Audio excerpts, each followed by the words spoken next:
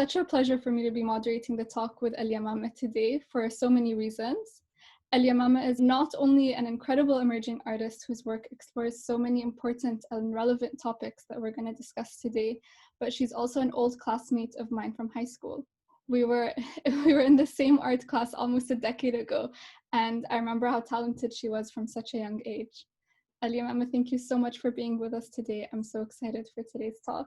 Thank you, first of all, so much for thinking of me and for, letting me join the Majlis. I remember attending the Majlis in my last semester in grad school at Sultan's place, and really, I never thought I would be, part of this. So thank you so much for that. And I can't ask for a better person as well, I've met you again at my last year in New York, and we've connected so much, and we've known each other prior, but, we actually met each other, I would say, in New York, and it has a way of bringing people together.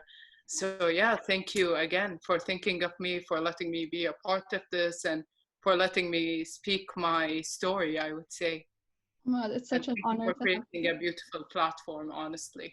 It's really such an honor, and it's amazing to see how far we've grown and that we're still connected. So let's start at the beginning. What drove you to pursue art, and why New York specifically? That's an interesting question. And I want to say interesting because I would say you asked me, what drove me, I would say, to go to New York. And I think a lot of people think that I've intended to go there. However, it all happened, in a coincidental manner. So growing up, all I knew is that I wanted to be an artist. And I didn't even specify the medium, I would say. So ever since I was a kid, I remember, drawing with my parents, working on these watercolors in the afternoons with my dad. And they're really the reason I feel like swayed me within that direction. They saw something within me. They saw this powerful interest, and they kept me going, and they supplied me with knowledge, and from art supplies to coloring books to, even taking me to some exhibitions when I was young. And I remember seeing Sami Mohammed when I was like a teenager, and that was a very beautiful thing to see because he's an artist from my country. However, I had the intent of wanting to study art.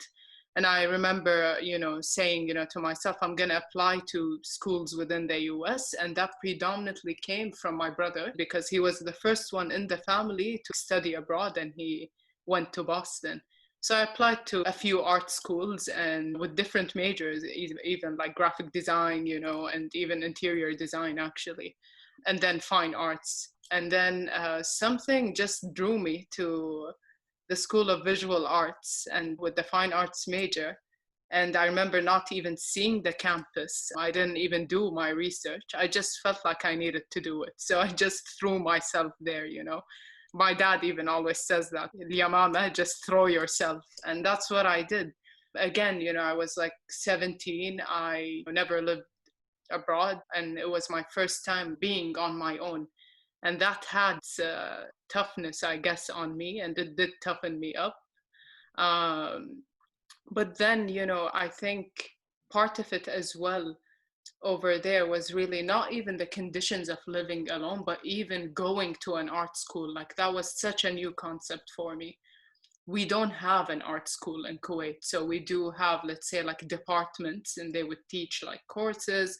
You'd have graphic design, mostly like interior design, architecture, but not fine art. So it was a completely foreign thing to me.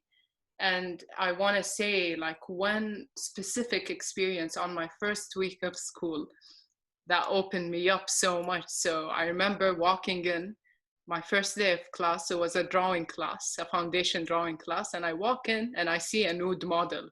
And as soon as I saw that, I was panicking, I was like, like, what am I seeing, I was so in shock, and I barely could draw. Like, my hand was like shaking, and the instructor even saw that in me.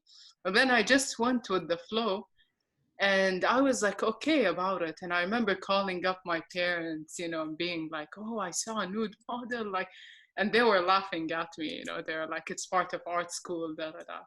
But I wanted to say that because I guess it was also the first experience where, again, I was coming out of my comfort zone, and it was like my journey as well of I feel like unleashing my self-censorship, I want to say, rather than censorship coming from my culture. That wasn't my experience personally.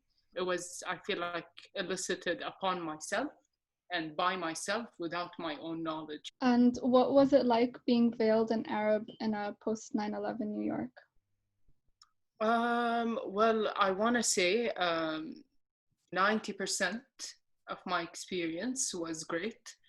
People were very, predominantly, I feel like, were nice. They would even stop you in the street and say, "Oh, I love your hijab, the way it frames your face."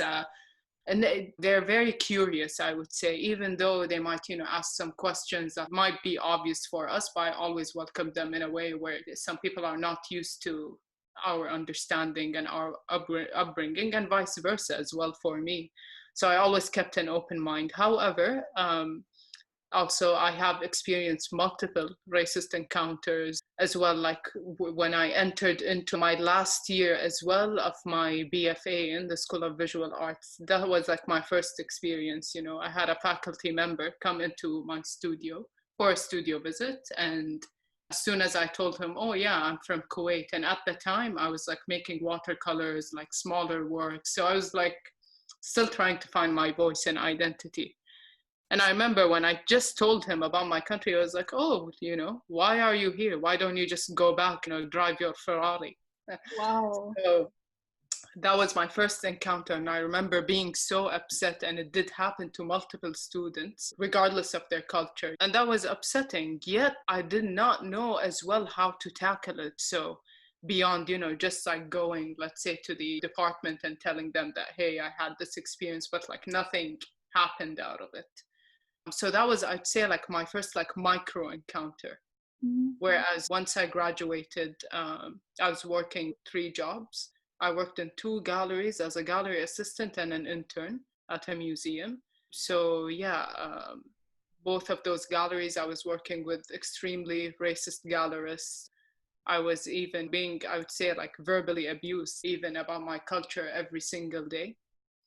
And again, the only reason that kept me going because I wanted to find an answer. I did not know if I wanted to pursue, being an artist or being a curator or a gallerist. After those 2 experiences, I got my answer, and I wanted to paint. And even though those experiences in that year, 2017, it was during the Trump elections, it was a tense time, and I don't want to make that my whole experience. So that's why I say it's only 10%. It's great that you can separate the negative experiences and also recognize that these happen, but so many positive experiences came from your connection to New York. Over here, I want to ask you, is there a specific exhibition that was really impactful or pivotal in your practice? See, I feel like living in New York, it's very hard for me to narrow it down to one show only. So I'm gonna say 3 shows. One show was the Baya exhibition at the NYU Gray. I went there when my mom visited, actually, and we had an amazing time.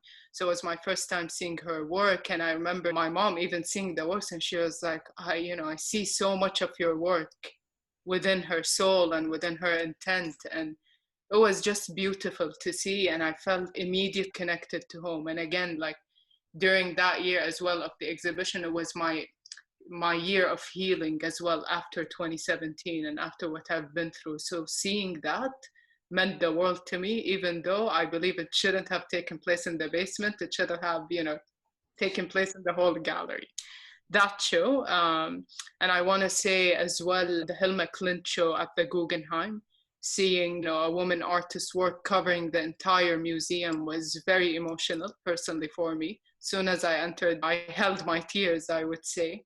But it meant a lot to me to see again a woman artist in a major museum, and I would say like a revolutionist in a way and a visionary. And the third show was Chris Ofili's show at the new museum. Was amazing. I love Ofili's work so much in regards of figuration and in regards of installation as well, the playfulness within the work in relation to the rich history and the rich references in relation to his culture and upbringing and all. So yeah. And I definitely see the impact of these artists in your work. Okay, so you've mentioned that this is the first painting to showcase the Muslima Cyborg body. Can you elaborate on that? Yeah, that was, I would say, the first painting that came out of my second semester in grad school. So I spent my first semester focusing on my research, collecting and gathering information and reading so many books. And that's what I did. I didn't even, make one work, only drawings. And after that, once I returned to Kuwait, after my first semester, and going to the souk actually, which is predominantly, I would say, where I live really. The souk al-Mbarkiya, it's a traditional souk in Kuwait, and just spent my time collecting information and gathering as well what I wanted to talk about. And I returned to New York and I felt that yearning for my country for the first time in 6 years by that time in New York. So I started to feel this homesickness in a way. And I felt that as well. And I connected with my home so much through prayer and really through the act of sujood. So one time, after a long day, spending a long day in the studio and hours in the studio, I missed all of my prayers during that day. So I went and I prayed at home. And I marinated, I would say, or, stayed in my thob salat for a while.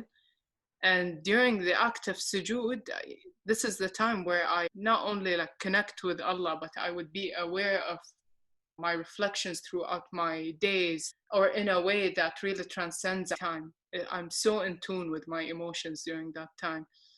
And suddenly I got this sensation or this epiphany really, where I felt like the thobe was like skin, because I remained in it for almost 45 minutes at that point. And suddenly after prayer, I started thinking about that. Why am I paying attention to the thobe?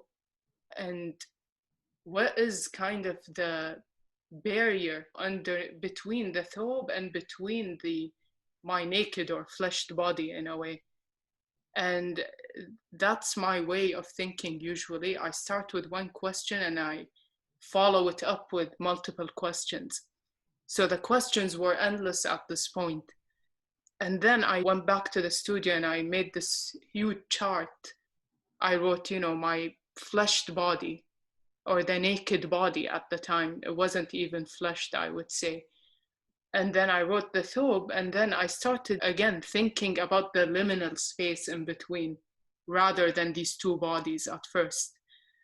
Once that happened, I felt myself, shifting between those three bodies. And that shifting to me, triggered the word cyborg. Cyborg in a way where it's transformative rather than the mechanical, the technological. And within that transformation, I've developed this, I feel like, term as well, spiritual intelligence. What does it mean as well to be spiritually intelligent? Where does that information derive from? Or where does the references come from? And at the time as well, during that time where that sensation happened, I was reading about Ibn al-Arabi, Mansour al-Hallaj, al-Ghazali, Ibn Khaldun. I was reading al-Muqaddimah. And then I was also reading Western references. So you have al-Muqaddimah and then you have Plato's Republic, So I started wondering, why am I now being drawn into these philosophers that come from my culture, from the Arab world? And why wasn't I introduced to them while I was in school? So I discovered this new sect of Islam when I went to New York. And coming into that realization just made it, I would say it was very tense on me at first. And then I just wanted to make this painting, and I wanted to draw these figures in a way. I wanted to literally put my naked body in the painting, myself in the thobe, calling and yearning for prayer, and also my third self, which you can see at the top right corner of the painting, in constant transformation. So that's why I'm like in a womb in a way.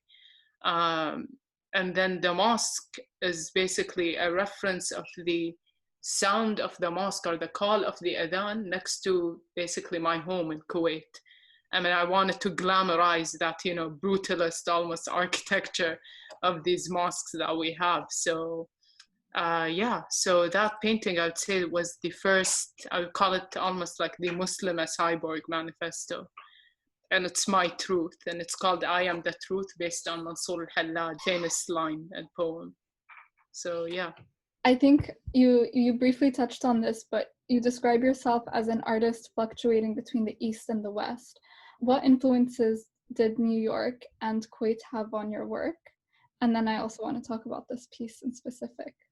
I think in regards of what specifically influenced me from New York wasn't really a sight, I would say, but the act of seeing.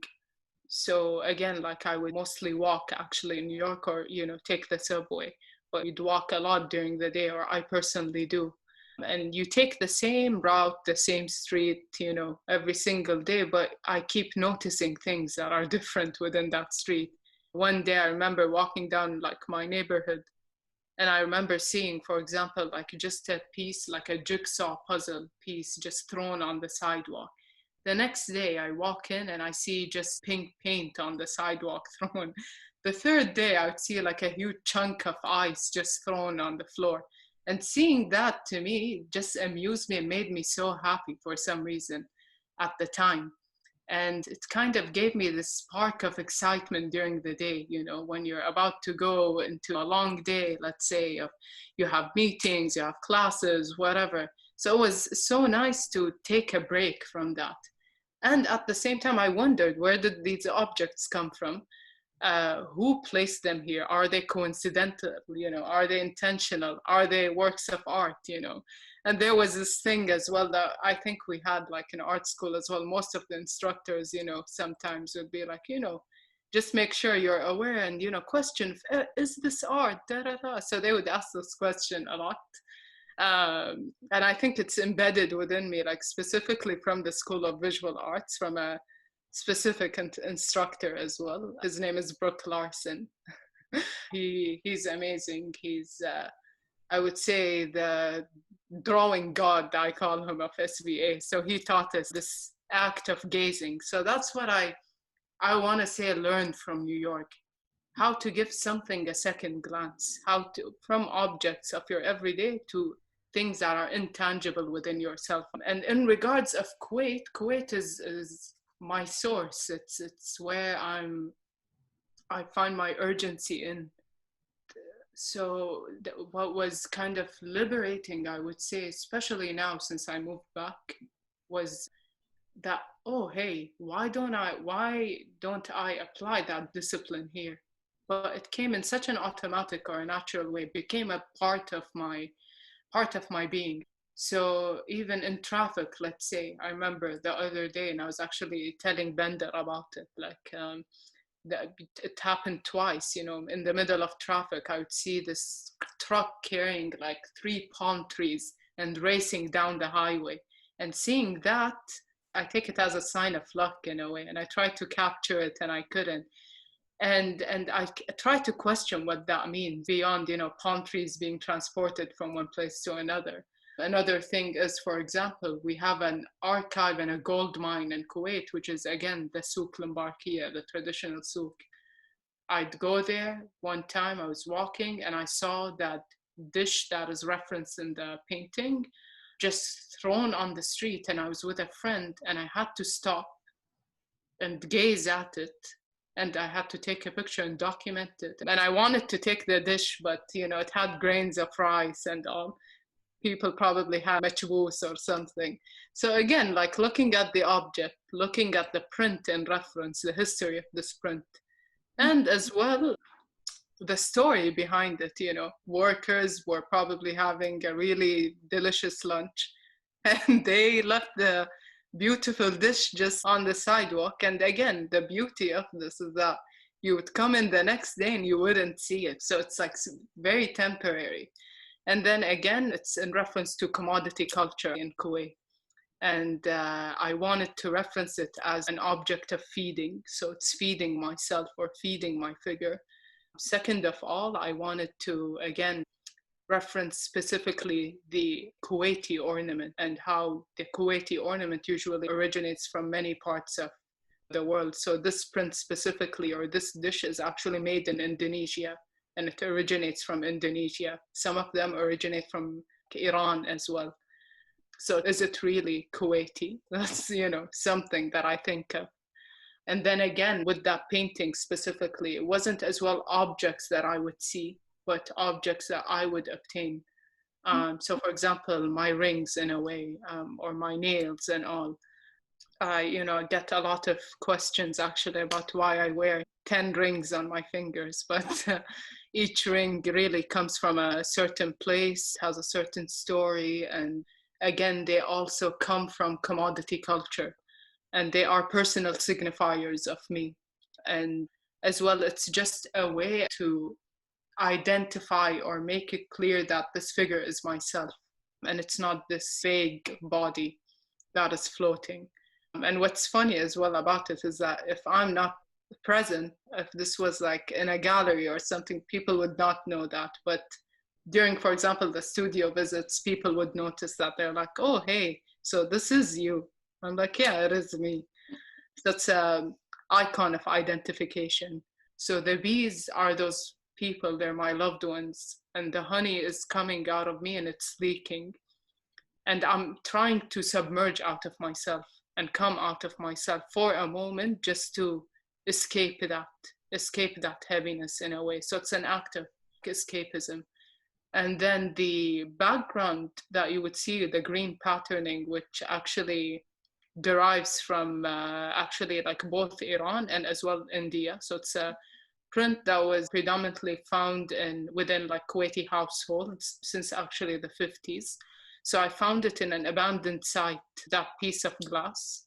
I went to the Mishraf Palace in Kuwait. It's a palace that was owned by the royal family, and it was built in the late 1800s. So I technically trespassed, and I hope no one will report me on this call, but I went there during the pandemic, and I wanted to go there. And I went into the mosque over there, and you'd see this glass just shattered on the floor, and it's green and it's shining. So of course I have to take a piece. And then what captured my attention with that place as well is the mosque itself. And again, like the fact that this place might be actually now like demolished and turned into like a residential area, which is like very sad. And demolishment of architecture sadly happens a lot in Kuwait. So I took again some, reminders, I would say, of that place. One of them was that glass, and I took some ceramic as well, like tile pieces from that place, and I actually made it into this ring over here. So it's a signifier that I wear all the time. And I included that because that was in the painting, because again, it's part of my everyday. So I love visiting sites, architecture that is semi-demolished in Kuwait, and it's a part of my everyday. And I felt like I wanted to preserve it in this painting and preserve my body as well. And then I would say the third object that is coming from my everyday is the thobe itself. So this is actually like one of my thobes. And usually, again, I was curious about two things: the sourcing of the thobe, thobe salat, the garment basically that women wear during prayer in Islam. So I couldn't work on that aspect of my research while I was in New York so much, because I had to actually go to the stores in Kuwait that sell the fabric. And they're usually found within the fabric district in Kuwait that's called Blokkat. So there are specific stores that sell thobe fabrics, which is, I think, fascinating. So I would go there and then I would know where they're sourced from. So they either come from China, Japan, or Afghanistan, for example. And this one is actually sourced from Afghanistan.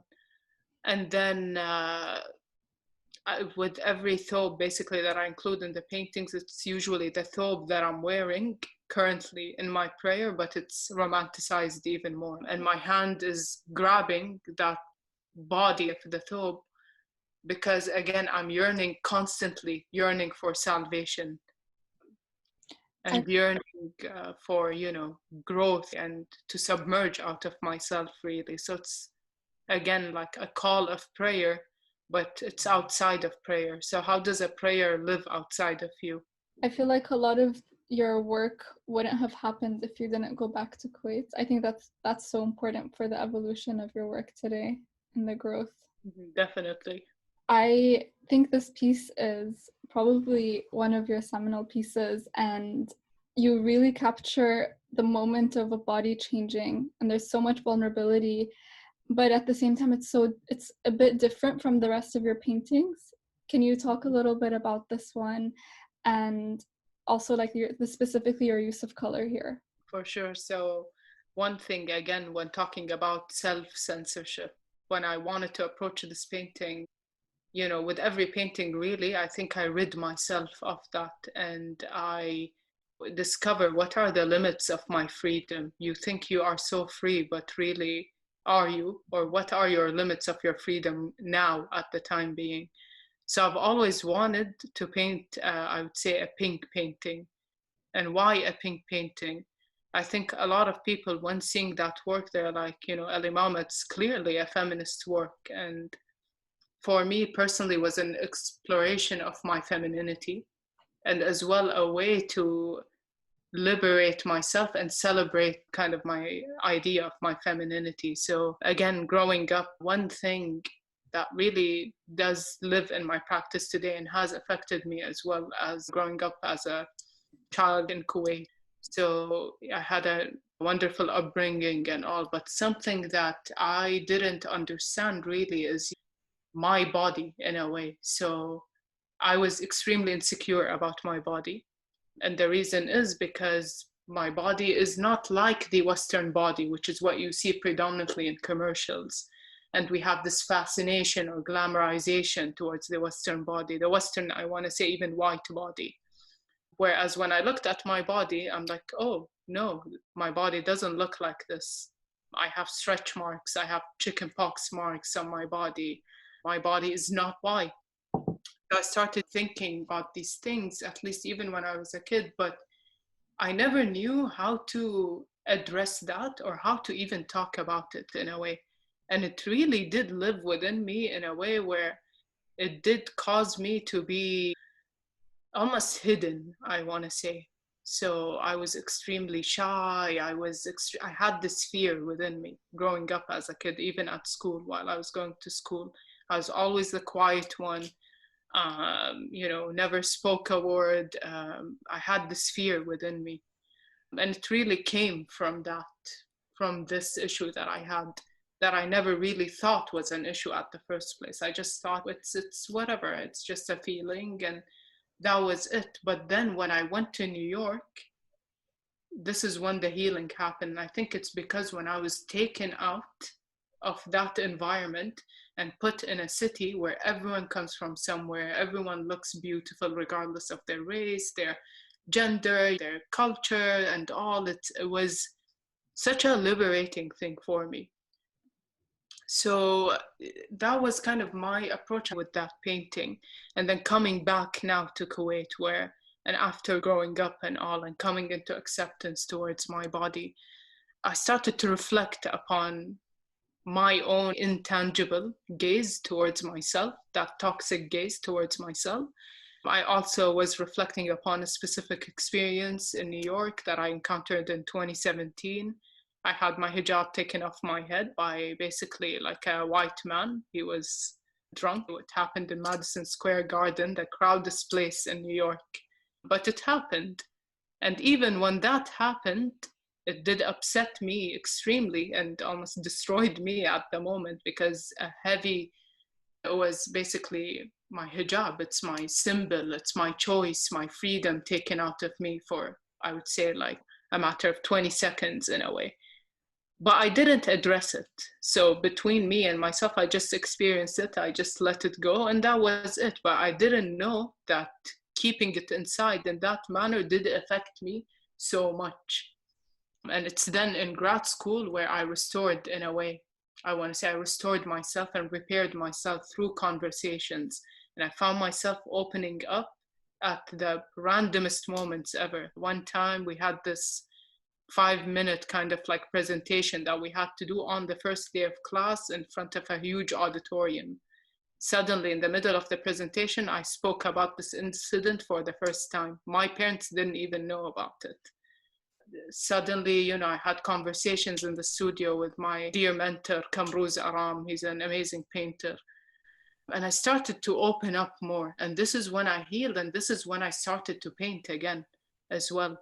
So in 2017, again, I couldn't paint because of that incident. But did I really realize that about myself? Not so much.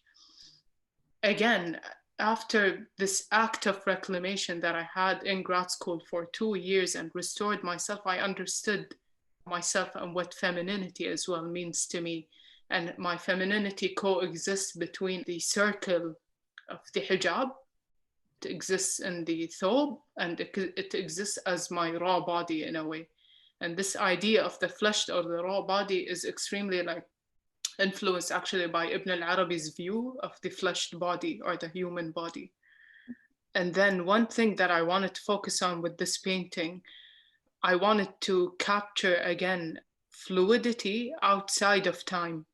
And I wanted to talk about, in a way, like the fluid body that submerges out of myself. And that came from a question that I had in mind. So I was thinking, what if every thought or perception of yourself that you'd encounter within a day? So a human being has 60,000 thoughts per day. What if those 60,000 thoughts were bodies and different perceptions of myself? And I wanted to express that in a way. And I wanted to almost think of myself as, let's say, this is my, I would say, dayscape of the day, my perception of myself throughout the day.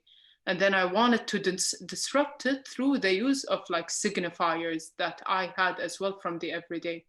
So the misbah, for example, I had this misbah with me in New York, and I don't know how it ended up in my luggage. Maybe my mom secretly threw it there. Maybe I found it even within my new prayer rug. So every time I go there, my mom gives me a new prayer rug, a new thobe. So I found it hidden inside. And it had this very striking, almost obnoxious green color in a way, and it was striking. So I took that and I kept it in my bag, in my canvas bag, wherever I went. Why? Because it felt like a representation of home being carried with me. I felt like my parents were with me, and I'm very close with my parents. So that's why I included that, and I wanted again to reclaim that object beyond it being an object of tasbih in a way.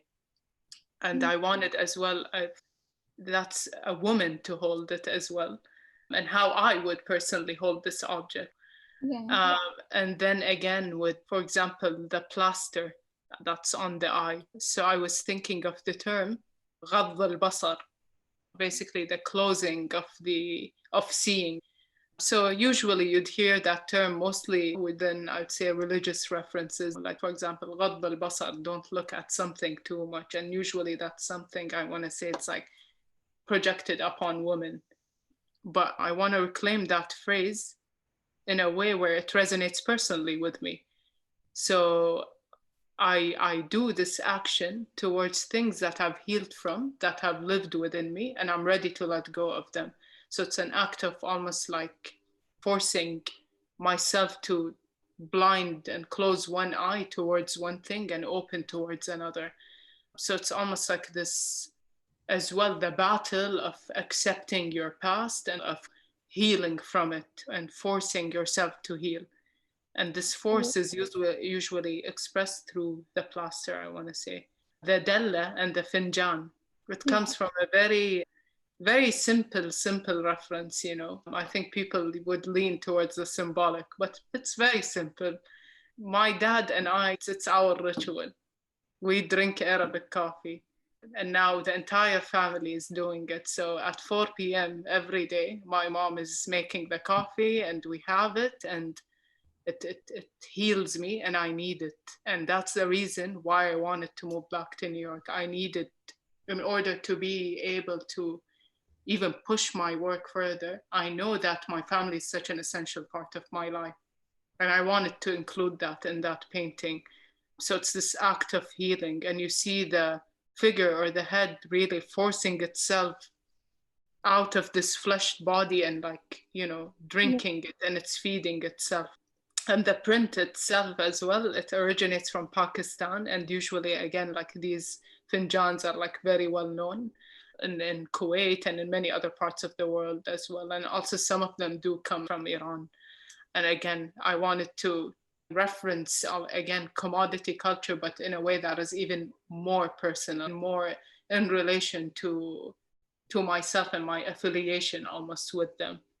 Did you feel like you had to hide certain parts of your identity depending on where you were in Kuwait or if you were in New York, and kind of like morphing into the Alymamah of New York and then morphing back into the Alymamah of Kuwait? Never, actually. I am myself wherever I am. And that's heavily, I think, due to two things. Again, my parents, they have, raised me in a way where they were like, Alymamah, you can be yourself, kuni kama anti, and don't change that. And as long as you think, you are on the right path, then just continue doing it. So they gave me this trust. So I am myself regardless of wherever I am geographically, really. And I'm in union within myself. Even though with growing up, it's like you try to configure yourself and reestablish yourself, and what certain things mean to you. How do you feel about this and that and all? But you remain yourself. And again, I think, if Ibn al-Arabi was alive right now, I think he would be maybe proud. But one thing that Ibn al-Arabi emphasizes on is that, can we as humans just be satisfied with us existing? That's such a hard thing to do, to just believe that you are 100% enough just by existing. Can we get to that level? And I always challenge myself with that and remind myself about that. And the best thing, or the best approach towards this ideology, is to remain in union with myself. And I'm super in tune as well with myself, and I'm vocal with myself. And that's, again, heavily embedded by my parents. That's amazing. And I think that it takes so much strength to first identify where you're self-censoring, and then to grow out of that and to reach a point where you can kind of admit that you're always growing and you're always changing. And I think that that's so reflective in your work. Here, I mean, these are older works, and I think that just in general, your work is an exploration of femininity and of Islam. I'd love to hear about how you explored spirituality when you were in New York, and how that was a twist in your mind because you didn't explore it in that way in Kuwait. So how did that growth happen in New York, and how did you take it back with you to Kuwait? And then how is that reflected in your art? I think, again, one thing about New York is it did push me to remove that self-censorship within myself. Again, self-censorship in a way where it's not even self-censorship that is visual, but really coming from the intangible, the emotional. And you're kind of expected, specifically, I feel like going to art school and also within the MFA program as well, like, you're expected to be personal every single day. And you really find yourself even going to that direction, even if you're someone who does have that fear of opening up or simply just talking about your emotions and all. So one thing that, through the finding or the research of the Muslima Cyborg, was rendering or talking about the emotions that we all feel in a way. So one thing that I embed in my work, so I always think about the yearning of love, and the yearning of the idea of like a soulmate, for example, what a soulmate means.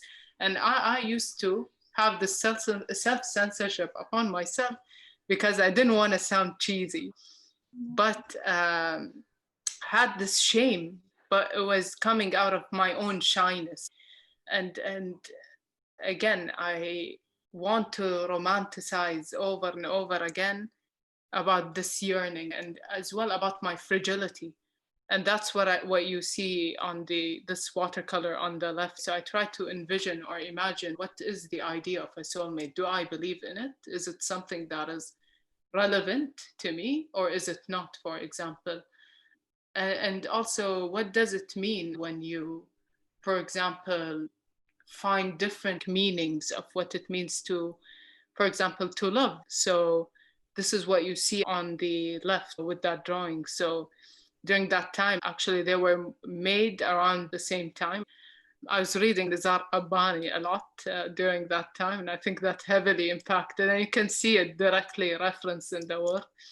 But one thing, for example, here, when I talk about the love for my country and my home, which was revived after 2017, and what led me to that approach was my discovery of Ibrahim al-Salahi and his relationship to home, and renewing, I feel like, what his relationship to home is through the prison notebook. So I was questioning the idea of what is this country, the country of liminality.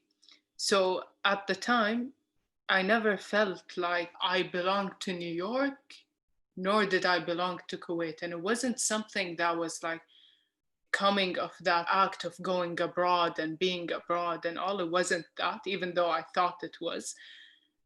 I just think that as I personally, as a human, I feel like we're way beyond that. And what are we outside of the dunya, or this life? What happens to these labels? What happens to geography? What happens to the political, religion, all of these things? So as a human, as this fragile being, what am I? And what is my own country? And that was the moral of the question. And then it goes and ties back to major references that derive from home, which is a contradiction. And I enjoyed that contradiction. So you see myself in my thobe in New York at the time. And I'm laughing because I remember I loved that thobe so much that I had it for like 4 years in a way. And then at the same time, I was kind of romanticizing home in a way as if I am in a 12th century Persian miniature. So as well, it's an act of seeing not necessarily but Kuwait, but my idea and my perception of Kuwait and what Kuwait means to me. And you see these almost signifiers, the pots, you'd see the motorcycle from the garage, you would see this clock and this table. These are all references of objects I've seen at, for example, my family's home, my grandmother's home with the pots. The motorcycle actually came from a mural that I've seen in a garage in Kuwait. It's not even a mural, like it's just there in the middle of the industrial area of Kuwait. And then again, wanted to talk about this yearning through Nizar Qabbani and this yearning for home and this re-establishment of home. And I feel like all your work is genuinely, it's so vulnerable and so honest. It's like you're speaking to your soul. And throughout all of these changes that you talk about that you've experienced, or the differences in your views, how did the reconnection and appreciation of your body manifest? And what does healthy femininity look like to you? So in regard of how does this all in a way manifest, again, I think it's simply, I feel like an act of letting go of ownership towards what you see, ownership towards yourself, and this entitlement. And I feel like arriving even into this idea, again, I think really came from simply now with moving back in Kuwait and being at the core of my practice, and being able to feel time for the first time in like 7 years. I feel like in New York I was very I want to say I didn't feel time. There's this hyper productivity that happens. It's great. And it did lead me to my discipline and how I carry myself, how I articulate time. But I didn't feel the thing that I was doing. I didn't feel time around me as much as I wanted to. And when I moved back, I started to feel time. And I think with the pandemic, with the full lockdown, for example, this is when I really felt it. And I worked in the studio like day and night and focused on that and went into the internal. I started to feel it again. And that has healed me as well, because it was a hidden yearning that I had. And then in regards to what is healthy femininity, I think healthy femininity, healthy masculinity, for example, is simply aligning yourself with your truth, with what's inside, and not putting up with that front to please others, to please people.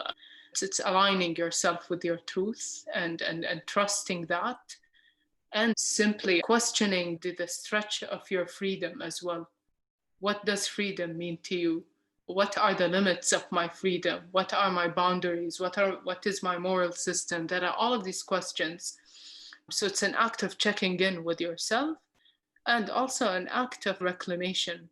I think healthy femininity is the act of reclaiming again things that maybe made you insecure, things that you weren't comfortable in, and things that have lived within you for a while that have been maybe bottled up inside of you. Or even they might be negative experiences, they might be positive experiences, but the act of reflection, I think, is what I want to get to, is reflecting upon yourself, regardless of your gender, regardless of your race, your culture.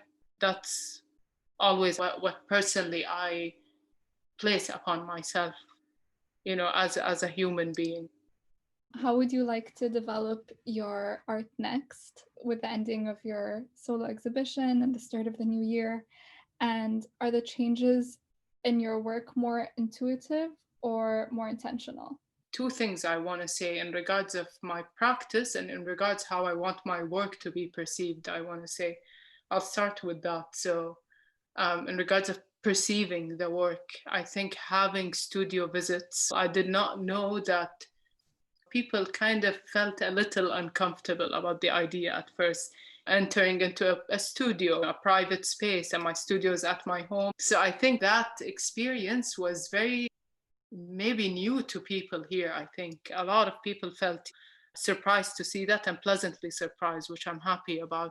And having them come into my studio and see my space and see my process, like, meant a lot for them and for me. It was just incredible to see how people immediately somewhat open up and feel safe about the space. And in regards of my practice, it's definitely intuitive, primarily intuitive. And then again, I think I would say in regards of, for example, like where do I want to continue painting? Do I see myself shifting to another medium? I want to be a painter. That's very important for me. And I think the canvas is endless. And I'm still answering so many questions. And these questions are not enough for this lifetime for me. And I want to continue answering them on canvas. And at the same time, I see myself submerging sometimes out of the canvas or in alignment with the canvas. So actually, right now, I'm working on soft sculpture, and it's still in progress, and I'm working on like large watercolors, and I'm exploring that because again it tweaked my curiosity simply, and I think that's the motor of my practice. It's posing these questions rather than finding answers. It's never about finding answers for me, and it's about challenging my automaticness with that act of the second glance towards my environment, my surroundings, and towards myself. What's coming up next for you? So actually, one thing I'm excited to announce, I will be showing in Art Week Dubai with Tabari Art Space soon in March. So I'm very excited about that. And again, I'm working on like some newer works as well with paintings, large watercolors, and possibly an installation piece. So I'm very thrilled to go there. And I haven't been to the UAE actually since 2010. So I'm very excited to have that opportunity.